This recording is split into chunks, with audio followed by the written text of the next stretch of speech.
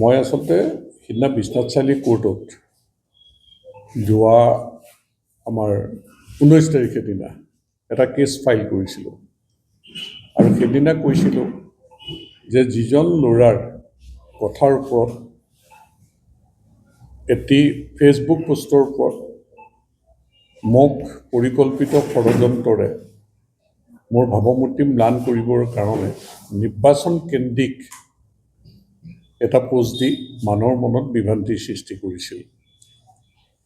মই থানাত এফআইআৰ দিলোঁ, মুখ্যমন্ত্ৰী ডাঙৰীয়ালৈ পত্ৰ দিলোঁ যে এই বিষয়টি চাদাৰু চাহ বাগিচাত 2001 চনৰ নিৰ্বাচনৰ প্ৰাক মুহূৰ্তত দুৰ্বৃত্তৰ হাতত দুজন যুৱকৰ মৃত্যু হৈছিল গুলীত, আৰু 1 চনৰ পৰা 16 চনলৈকে কংগ্ৰেছ দলৰ চৰকাৰ আছিল।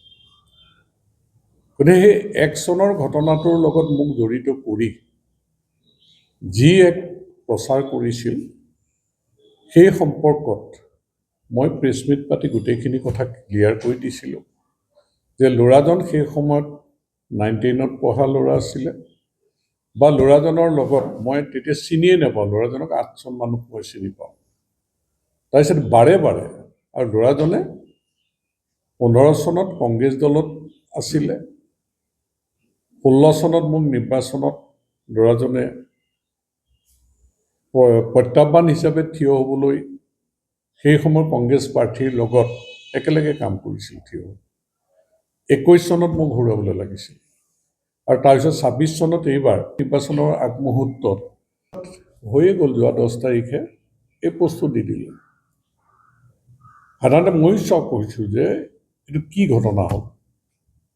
তাৰপিছত গোটেইখিনি চাই চিতি তেওঁ যিখিনি ব্যক্তিগতভাৱে আক্ৰমণ মোৰ দেউতা, মোৰ ল'ৰা বা যিখিনি কৰিছে, বা কোনে টিকেট পাব লাগে কোনে নালাগে, যিবিলাক কথা বতৰা, এই কথা বতৰাবিলাকে লৈ যেতিয়া CBI তদন্তও দাবী কৰিছে, আৰু মই বিশেষকৈ তেওঁলোকে এই ষড়যন্ত্ৰটোত যে আদিবাসী চাহ জনগোষ্ঠীৰ মানুহক উচতোৱা এটা পৰিকল্পিত ষড়যন্ত্ৰ আছিল। আৰু তেতিয়া মই চিধা থানাত এফআইআৰ দিছিলোঁ, আৰু লগে লগে মুখ্যমন্ত্ৰী ডাঙৰীয়ালৈ মই এখন পত্ৰ দিছিলোঁ যে চৰকাৰী যিকোনো তদন্ত ব্যৱস্থা ইনক্লুডিং CBI জৰিয়তে তদন্ত কৰিব লাগে, মই কপাৰেট কৰিম। আৰু এই বিষয়টোৱে যিহেতু মানুহৰ মনত বিভ্ৰান্তিৰ সৃষ্টি, চাহ বাগিচা আদিবাসী মানুহৰ মাজতো এটা বিৰূপ প্ৰতিক্ৰিয়া কৰিবলৈ ষড়যন্ত্ৰ কৰিছে, গতিকে ইয়াৰ এটা ন্যায় তৎকালেই দিব লাগে। আৰু তাৰ পিছত মই কৈছিলোঁ যে ডিফৰ্মেশ্যন কেছ কৰিম, আৰু মই সেইমতে হাইকোৰ্টৰ এডভোকেটৰ জৰিয়তে বিশ্বনাথ চাৰিআলি কোৰ্টত যোৱা 19 তাৰিখে এটা মানহানি গোচৰ দিলোঁ। আৰু লগে লগে যিহেতু এই কথাটোৱে মোৰ আগত আছে 9 এপ্ৰিলত ইলেকশ্যন, গোটেই কথাটো যিহেতু নিৰ্বাচন কেন্দ্ৰিক, এনেধৰণৰ কথা বতৰাই মানুহৰ মনত বিভ্ৰান্তিৰ সৃষ্টি কৰিব পাৰে, সেইকাৰণে মই আবেদন জনাইছিলোঁ যে এই বিষয়টো সম্পৰ্কত যাতে এনেধৰণৰ বিভ্ৰান্তিমূলক বক্তব্য ৰাখিব নোৱাৰে।